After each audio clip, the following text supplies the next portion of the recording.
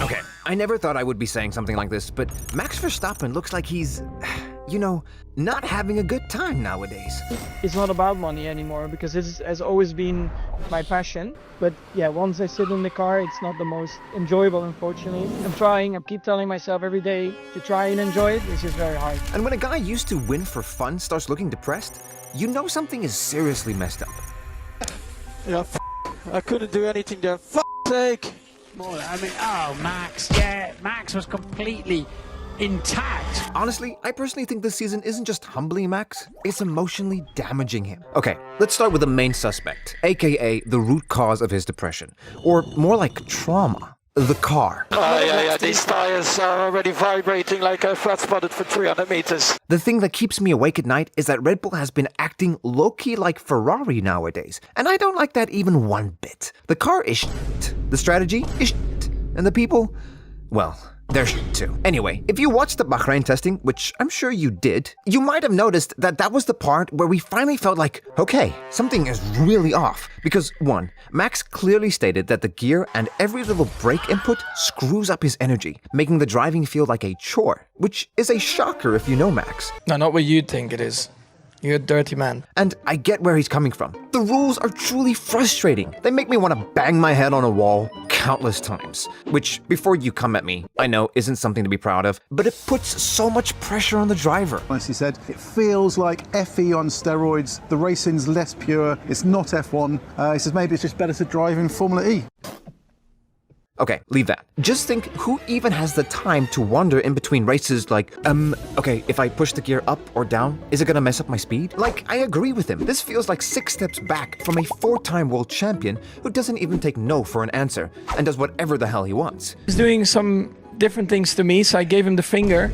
You know, you can't blame him because when your job is to flat out drive for fun and maybe a little bit of fame and money, and if you're given a tractor instead of a sexy F1 car with a mouth-watering engine that makes all the girls scream, you get depressed, traumatized,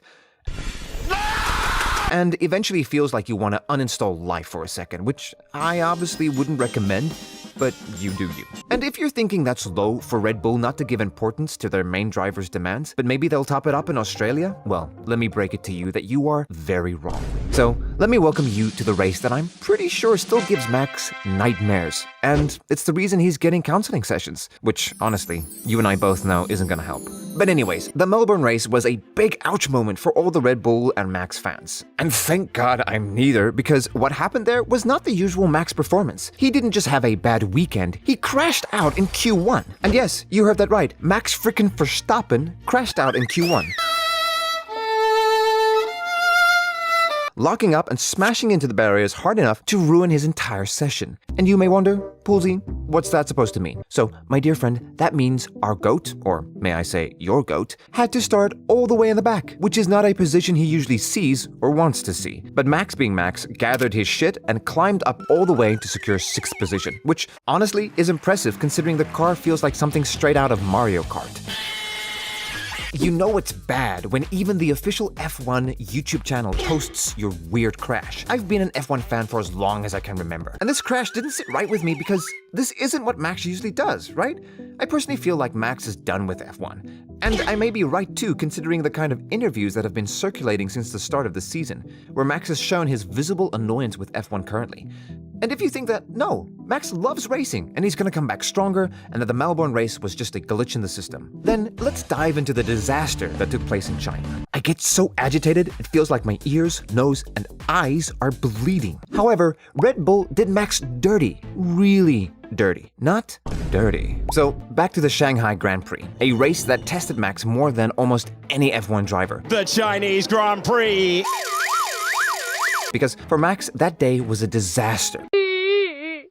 Honestly, hats off to Red Bull, because the situation led to Max retiring from the race on lap 45 due to a so-called mechanical issue. Like, who the hell are we even kidding me? You or Max? Because we all know he had already pointed out issues with the car that needed urgent fixing, but neither the team nor the system took it seriously. To be very real, this race was not Max's fault at all, because when your driver clearly tells you that, man, the regulations are awful, and you don't give a shit when the loss is completely on you. I'm a huge Ferrari hater, but at this point, even they are performing better than Red Bull, and that alone says a lot. Max was so done with everything that he called the weekend frustrating and openly criticized the new 2026 regulations and the way cars behave, calling the sport under the current formula a joke. Whereas the strongest engine will have a big benefit, but I don't think that should be the intention of Formula 1. And saying if people enjoy this version of F1, they don't understand racing. You think you know Formula 1?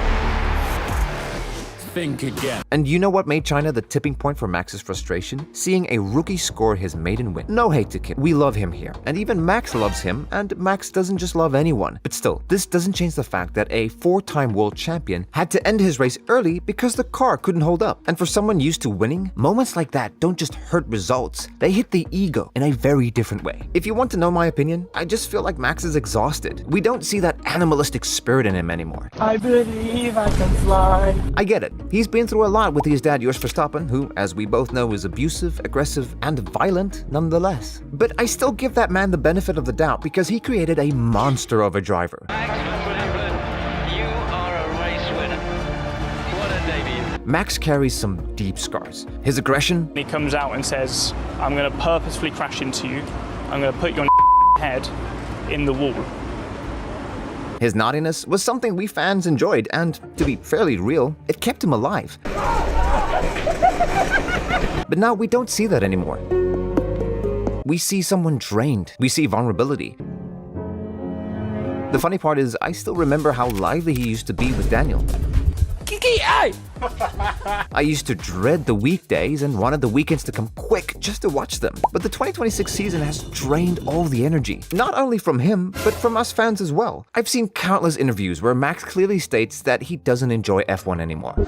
My little dove, why do you cry?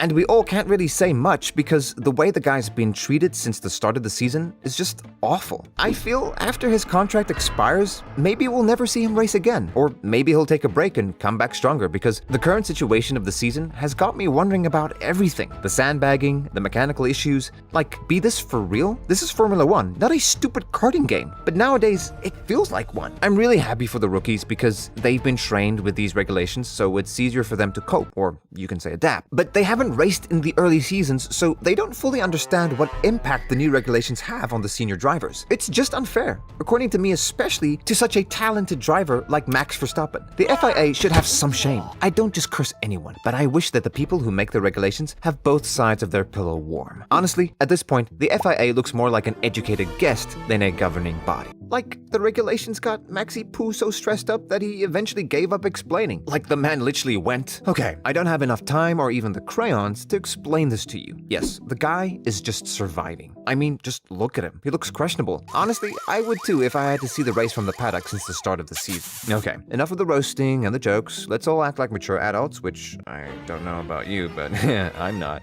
Anyways, the only thing that worries me is Max's mental health. As you know, guys, I'm all Team Mercedes, or more like Lewis Hamilton.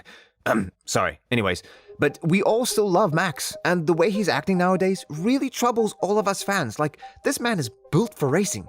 Everything he does for racing, be it racing at home or playing on a simulator all day long, to even wearing his team's shirt to his baby's gender reveal, which I'm sure with the pace Red Bull has recently won't be happening again. But this all proves that this man is the GOAT when it comes to racing. Like, I'm pretty sure he also has racing in his, well, you know what. Anyway, I hope he climbs back 100 times stronger because the race isn't competitive enough without his aggressive existence. I'd expect the next time the same, you know? And I mean it. Like, I don't enjoy F1 anymore because I can't see Max in the front. I'm still a virgin. Like, damn it, I'm used to that. And now I'm sitting here like, heck, something feels off. And yeah, this season is rough. Maybe the car isn't it, or maybe everything feels like it's going against him. But if there's one thing I know about Max, is that he doesn't stay down for long. Never experienced something like that before in my career. So this might just be the part of a story where everything is falling apart right before he reminds everyone why he's a 4-time world champion. 4 times. Thank you. Thank you, guys. With that being said, if you like this video, make sure to check out our latest video where I explain all the types of fan bases with my own twist.